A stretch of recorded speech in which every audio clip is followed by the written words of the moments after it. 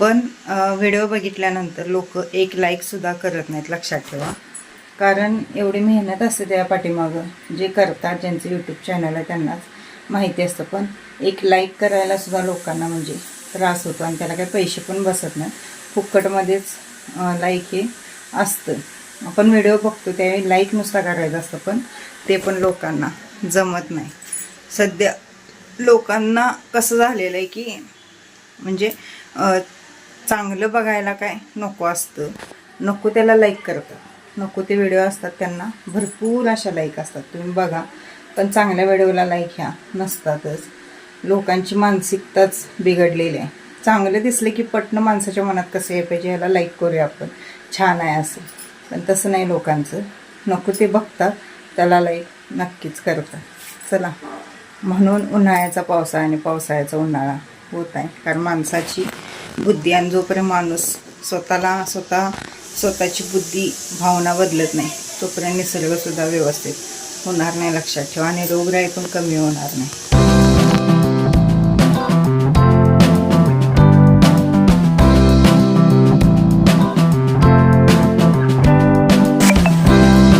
कांदा आणि बटाटो आता स्वस्त झालेले आहे. कांदं 100ला 6 किलो 7 किलो, बटाटे पण आता 4-5 किलो येतात. आणि कांदे बघू शकता तुम्ही, छान आहेत कांदे. आणि बटाटा पण चांगला आहे, हा 4 किलो आहे. याच्यापेक्षा जर बारका घेतला तुम्ही तर 5 किलो येतो, पण छान आहे. लसूण महाग झालेला आहे, लसूण जवळजवळ 160 रुपये किलो झालेला आहे. जर बारका घेतला तर मग 120-130ला किलो येतो. मी मध्ये 100 रुपये किलो आलेला, त्यावेळी अर्धा किलो घेतलेला आहे. चला, कांदे सगळे भरून ठेवूया. 4-5 दिवस आणून ठेवलेले आहेत, असंच आहे. उठायचं, आवरायचं, दुकानात पळायचं. घरात पसारा बघा, हे सगळा पसारा काढायचा आहे. हे आधीचे कांदे किती पण वेचून टाकलं तरी पाला होतोयच. हे सगळं काढते आधी, एवढे शिल्लक राहिलेले पाला सगळा काढून टाकायचा.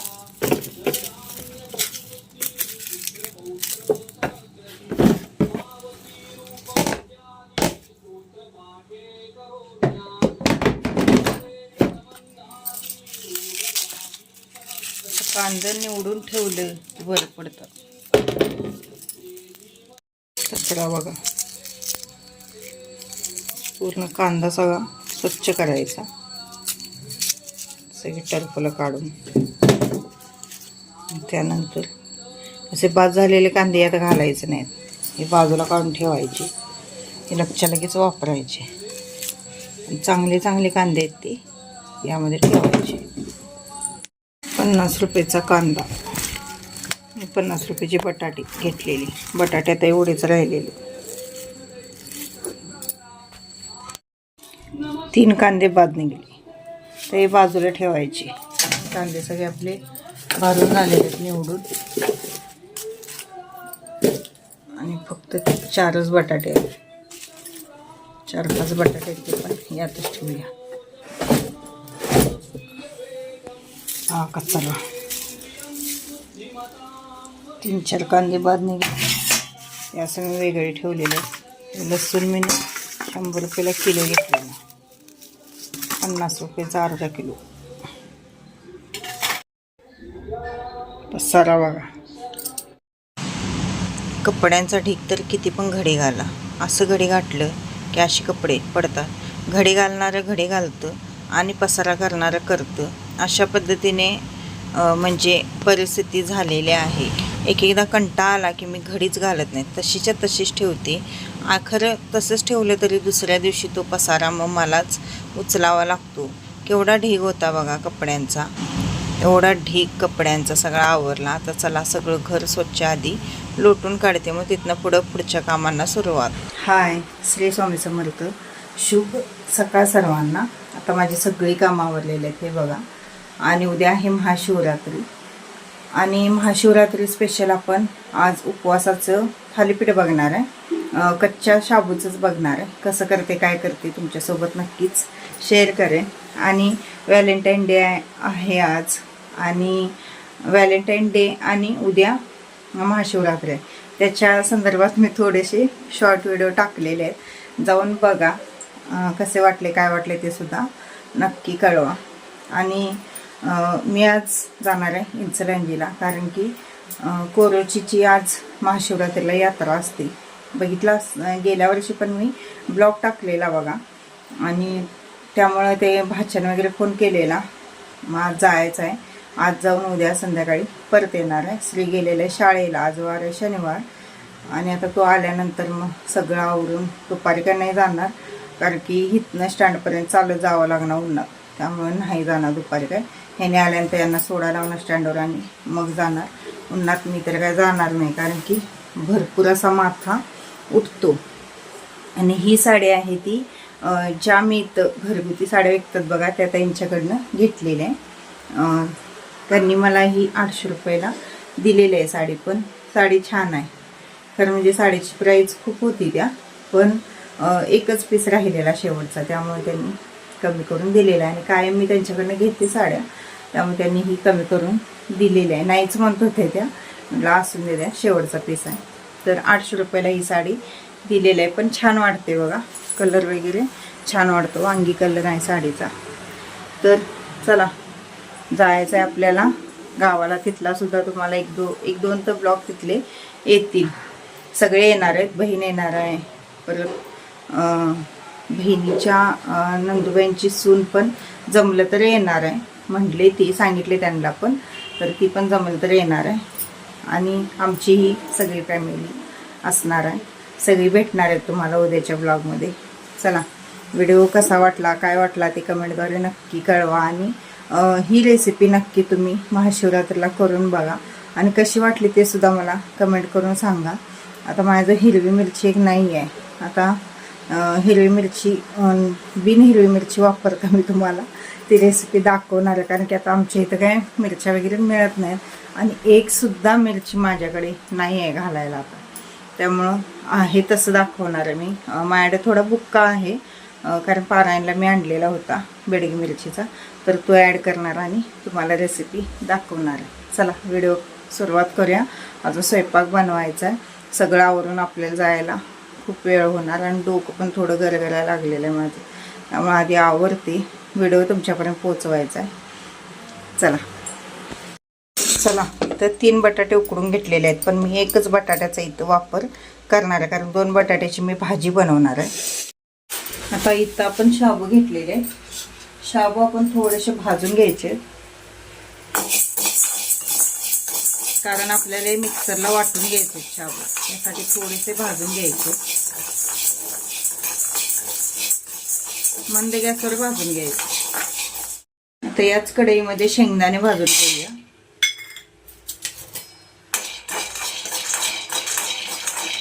तुम्ही जिरं वगैरे खात असला किंवा कोथिंबीर खात असला तर यामध्ये घालू शकता, पण मी नाही घालणार.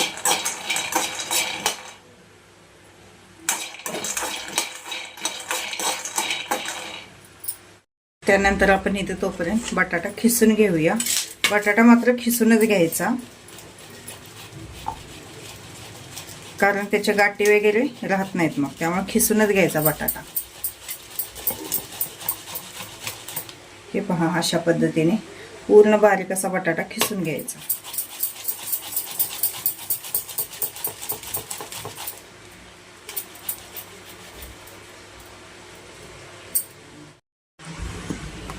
आता हे साबुदाण्याचं पीठ आपण बारीक करून घेतलेलं आहे, हे आपण थोडं चाळून घेऊया.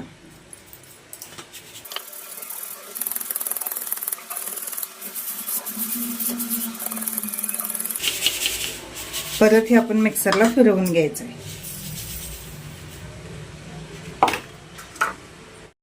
आणि परत आपण हे चाळून घ्यायचं आहे.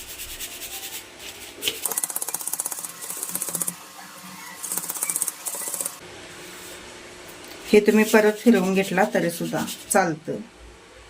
हे पहा, आणखीन एकदा मी फिरवून घेतलेलं आहे.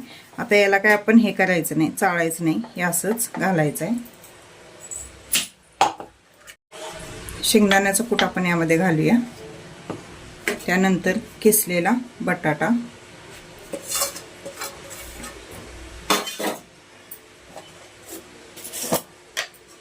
थोडंसं मीठ घालायचं आहे.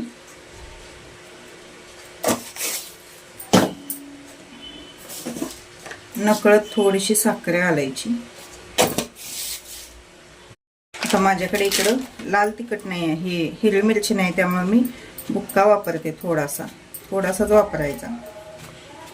आता तुम्ही कसं तिखट खात असतील ना त्याच्या अंदाजानुसार वापरायचं आहे. आणि हे सगळं व्यवस्थित आता मळून घ्यायचं आहे. आधी कोरडच मळून घ्यायचं आणि नंतर ना पाणी यायला लागणार बघा, कारण आपला शाबू आपण भिजवलेला नव्हता, त्यामुळं पाणी इथं थोडं जास्त लागणार आहे. चला तर हे आता सगळं मळून घेऊया.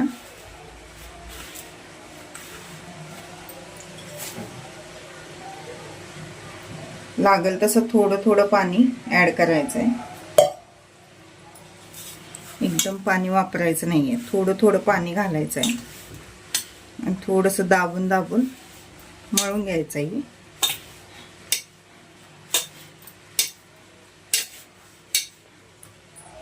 झटके पटवतात बघा, जास्त काय वेळ पण लागत नाही.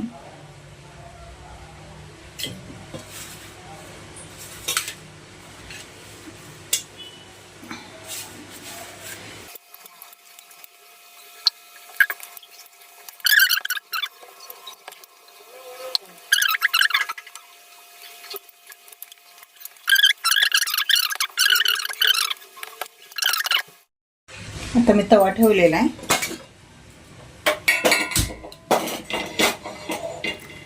चपातीचाच तवा ठेवलेला आहे मी.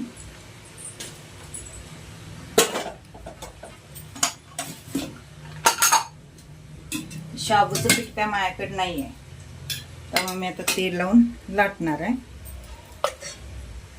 थोडासा गोळा यातला घ्यायचा.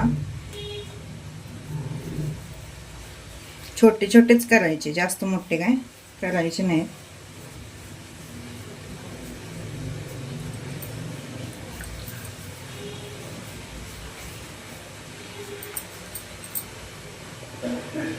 थोडंसं तेल लावायचं याला.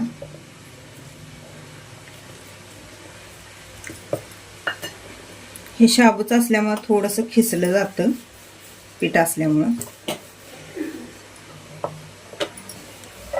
अशा पद्धतीने लाटून घ्यायचं आहे.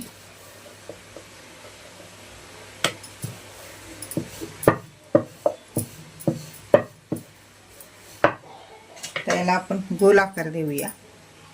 तर मिसळीचा असा डबा घेतलेला आहे, त्याने बरोबर असं हे करायचं. हे पहा, खूप छान तयार होतात. हे नक्की करून बघा. चला आपण दुसरं पण अशाच पद्धतीने लाटून घेऊया.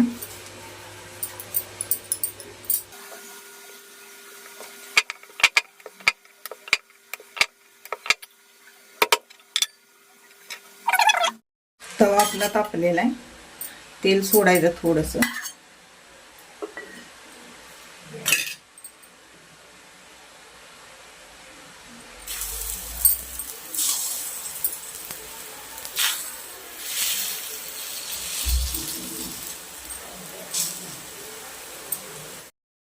तेल सोडलेलं आहे मी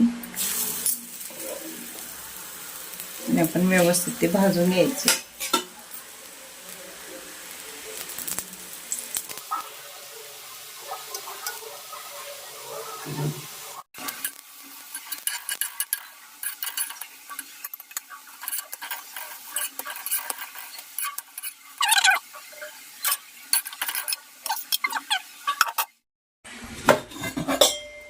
एवढे झालेले आहेत आपले शाबूचे पराठे. आता आपण भाजून घ्यायचं आहे. एक बटाटा आणि थोडीशी शाबू होती बघा, तरी सुद्धा केवढे बाला झालेले आहेत. चला आपण आता सगळे भाजून घेऊया बटाटा.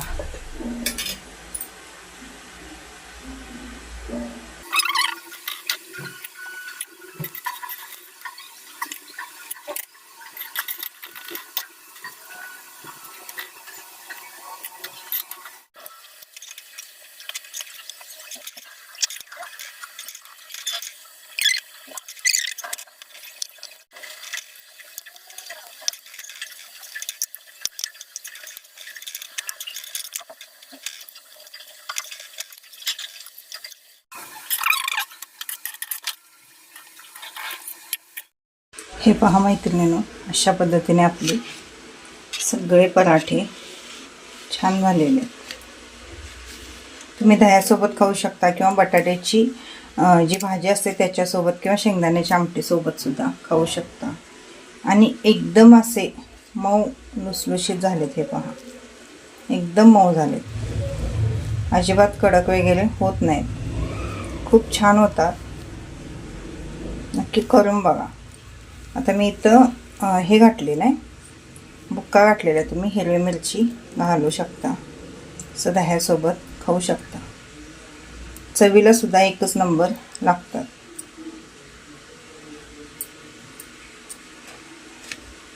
मस्त झालेले आहेत चवीला पण, आणि एकदम मऊ मऊ होतात बघा, एकदम असं कडक पण होत नाहीत. नक्की करून बघा तुम्ही, असं खूप छान होतात.